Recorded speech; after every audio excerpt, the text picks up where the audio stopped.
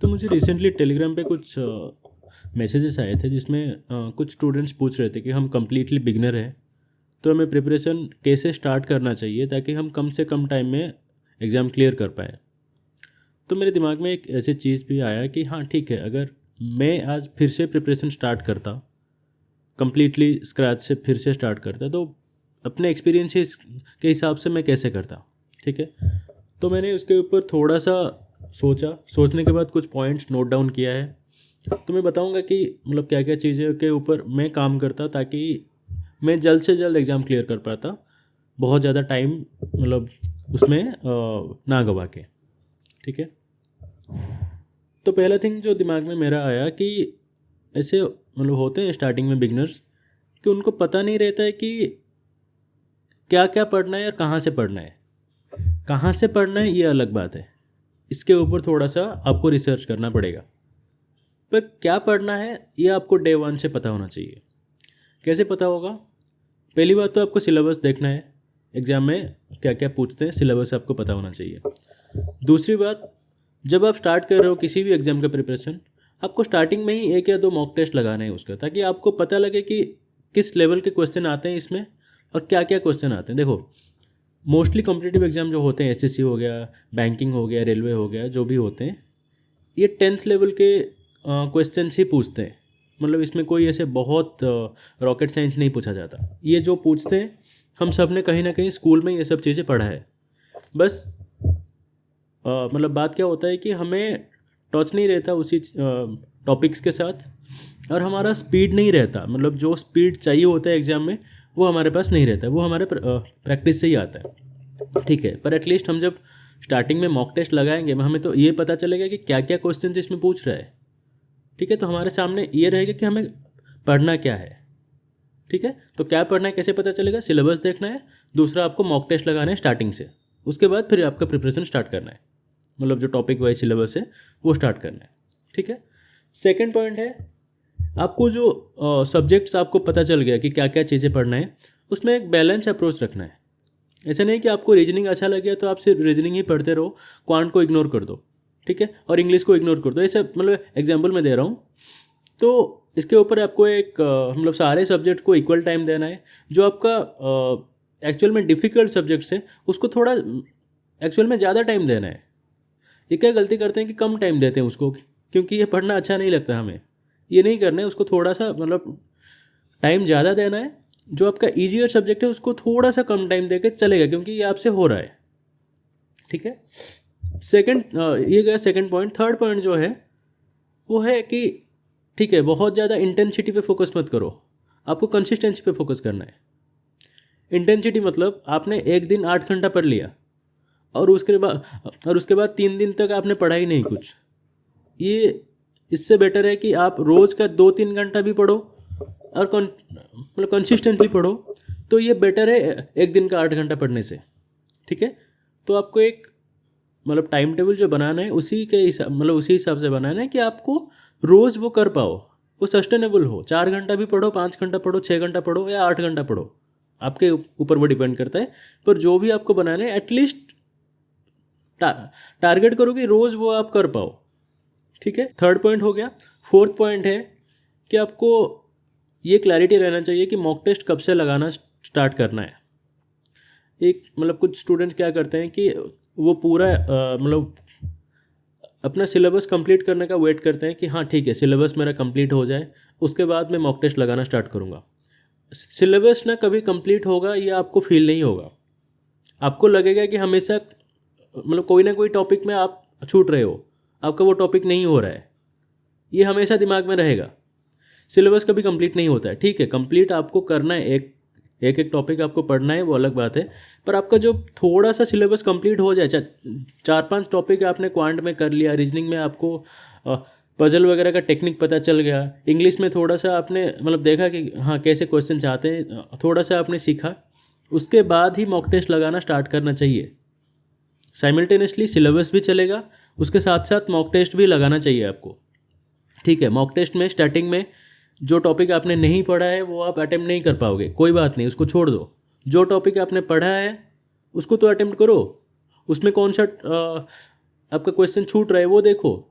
जो आपसे नहीं बन रहा है, जो आपसे टाइम ले रहा है ज़्यादा, उसको देखो। ऐसे ऐसे करके जब आपका सिलेबस कंप्लीट होता जाएगा तो आपका जो टॉपिक आप अटेम्प्ट कर रहे हो मॉक टेस्ट में वो भी धीरे धीरे बढ़ेगा। अभी आपने 4 टॉपिक पढ़ा है, 4 टॉपिक के ऊपर जो क्वेश्चन आ रहे हैं वो अटेम्प्ट कर रहे हो, उसके बाद फिर 8 टॉपिक होगा, वो पूरा क्वेश्चन जब अटेम्प्ट करोगे, ठीक है। तो मॉक टेस्ट को सिलेबस के साथ साथ ही लगाना चाहिए, ऐसा नहीं कि सिलेबस कंप्लीट हो जाए उसके बाद मॉक टेस्ट लगाना, ये गलती मत करो। मॉक टेस्ट को सिलेबस के साथ साथ, थोड़ा सा सिलेबस कंप्लीट हो जाए उसके साथ साथ ही मॉक टेस्ट लगाना स्टार्ट कर दो, ठीक है।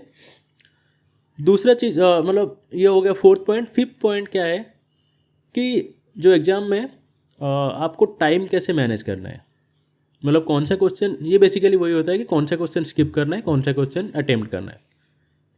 प्रीलिम में ये ज़्यादा मतलब इसका ज़्यादा इंपॉर्टेंस नहीं हो सकता, स्पेशली क्लर्क प्रीलिम में, पर ठीक है पीओ प्रीलिम में थोड़ा सा इसका इंपॉर्टेंस रहता है, लेकिन ये सबसे ज़्यादा आपको काम आएगा मेन एग्ज़ाम में, क्योंकि जो मेन एग्ज़ाम का पूरा खेल है वो इसी के ऊपर डिपेंड करता है कि आप कौन सा क्वेश्चन स्किप कर पा रहे हो। आप जो अटेम्प्ट करोगे, जो क्वेश्चन जो स्किप करोगे वो आप कितने अच्छे से कर पा रहे हो, उसके ऊपर आपका सिलेक्शन डिपेंड करेगा। तो ये आपको कैसे पता चलेगा कौन सा क्वेश्चन स्किप करना है, कौन सा क्वेश्चन अटेम्प्ट करना है? आप जितना ज़्यादा मॉक टेस्ट दोगे आपको उतना ज़्यादा क्लैरिटी आएगा टॉपिक के ऊपर, उतना ज़्यादा क्लैरिटी आएगा सब्जेक्ट के ऊपर और पर्टिकुलर क्वेश्चन के ऊपर। फिर आप डिसाइड कर पाओगे क्वेश्चन देख के, थोड़ा सा पढ़ के, कि हाँ ये मुझे करना चाहिए कि नहीं करना चाहिए। ये 100% किसी का भी नहीं आता, ये भी मैं मानता हूँ। मतलब बहुत सारे क्वेश्चन ऐसे होते हैं, वो दिखते छोटे छोटे हैं पर वो टाइम ले लेते हैं, और भी कुछ रहते हैं जो मतलब बहुत लंबे दिखते हैं पर वो ईजी होते हैं। ठीक है, 100% नहीं होगा तो एटलीस्ट 90% का तो ट्राई करो। आपको ये पता तो चले कि कौन सा टाइप का क्वेश्चन मुझे करना है, कौन सा टाइप का नहीं करना है। कुछ ट्रिकी मतलब क्वेश्चन आ गया, कुछ ऐसे घुमा के क्वेश्चन पूछ लिया तो वो सबके लिए होगा, आपके लिए अकेले नहीं होगा। 6th पॉइंट जो है वो आपका हो गया करंट अफेयर्स का। ठीक है, करंट अफेयर को स्टार्टिंग से इग्नोर मत करो। मतलब ऐसा मत सोचो कि मेरा एक बार प्रीलिम क्लियर हो जाए उसके बाद करंट अफेयर पढ़ना चालू करूँगा, उसके बाद टाइम ही नहीं मिलेगा। आपके पास टाइम होगा ही नहीं करंट अफेयर कंप्लीट करने का। और करंट अफेयर अभी तो पैटर्न चेंज हो गया आपका IBPS PO का, तो वो तो डिफ़िकल्ट पूछेगा ही उसमें। करंट अफेयर को साथ साथ लेके चलो।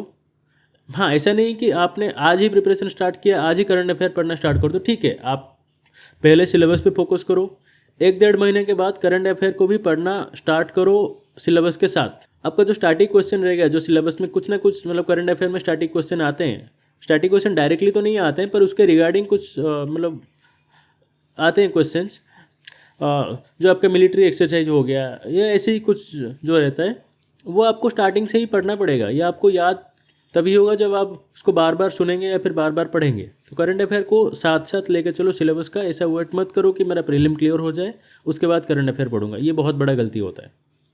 ठीक है, फिर आता है आपका रिविजन स्ट्रैटेजी। रिविजन स्ट्रैटेजी क्या होता है? ये ना RBI ग्रेड भी नहीं है कि आपको एक सिलेबस मतलब उसमें जैसे फाइनेंस इकोनॉमिक्स पढ़ना होता है, वो नहीं है। इसमें आपको जो टॉपिक आपने पढ़ा वो मॉक टेस्ट में ही रिवाइज हो जाएगा। आपको इंडिविजुअली उसको रिवाइज करने की ज़रूरत नहीं है। आप मॉक टेस्ट लगाओ, आपका हर एक टॉपिक आपका उसमें रिवाइज हो जाएगा। आपको रिवीजन किस चीज़ का करना है? जो स्पीड मैथ का हो गया, जैसे सिंप्लीफिकेशन का जो टेक्निक रहता है आपका, परसेंटेज टू फ्रैक्शन का टेबल हो गया, या टेबल अप टू 20-25 तक टेबल आपको याद करना पड़ेगा, स्क्वायर्स आपको याद करने पड़ेंगे, क्यूब्स आपको याद करने पड़ेंगे। तो ये सब चीज़ों को आपको रोज़ रिवाइज करना है। ठीक है, उसके साथ साथ जो टॉपिक्स आपको थोड़े से डिफिकल्ट लग रहे हैं उनको रिवाइज करना है। तो एक टॉपिक का आप क्या करो, जब आप क्लास कर रहे हो तो मतलब सारे चीज़ों का नोट बनाने की ज़रूरत नहीं है।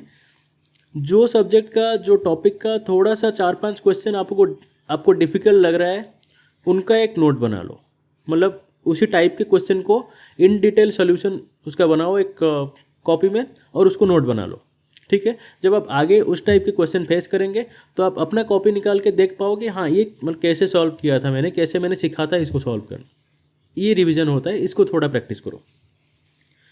और दूसरा हो गया थोड़ा साइकोलॉजिकल। आप देखो कि प्रिपरेशन जो है ना, ये बहुत एक मोनोटोनस चीज़ है।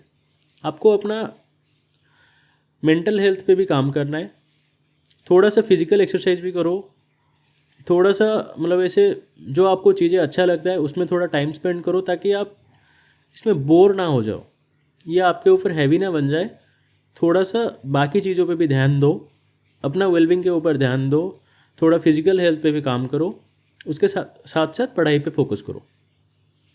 और क्या हो गया, आपको एक माइंडसेट भी बनाना है डे वन से। आप एक बैंक में जाओगे तो आपको आपके ऊपर बहुत सारे रिस्पॉन्सिबिलिटीज़ भी रहेंगे। या आपको अभी से अपने दिमाग में डालना है कि मैं एक ऑफिसर बनने जा रहा हूँ, ऑफिसर का जो रिस्पॉन्सिबिलिटी होता है वो मेरे ऊपर आएगा। तो अपने दिमाग को, अपने माइंड को उसके हिसाब से ट्रेन करो कि वो रिस्पॉन्सिबिलिटी मुझे लेना है। एक मतलब बहुत ये बोल सकते हैं कि बहुत बड़ा एक रिस्पेक्टेबल पोजीशन में मैं जा रहा हूँ, मेरे ऊपर बहुत सारे रिस्पॉन्सिबिलिटीज़ आएंगे।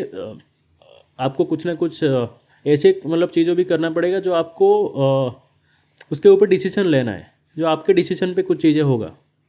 ठीक है, तो उस हिसाब से अपना दिमाग को ट्रेन करो, थोड़ा सा सारे चीज़ों को मैच्योरली हैंडल करो। बहुत सारे नेगेटिविटी है, बहुत सारे आपके प्रिपरेशन में डिस्ट्रैक्शन भी आएगा, तो उन सब को अवॉइड करो, अपना पढ़ाई पे फोकस करो, थोड़ा सा रिस्पॉन्सिबल मतलब इंसान बनने की ट्राई करो, और अच्छे से जो आपको आगे जो करना है वो भी ध्यान में रखो। ठीक है।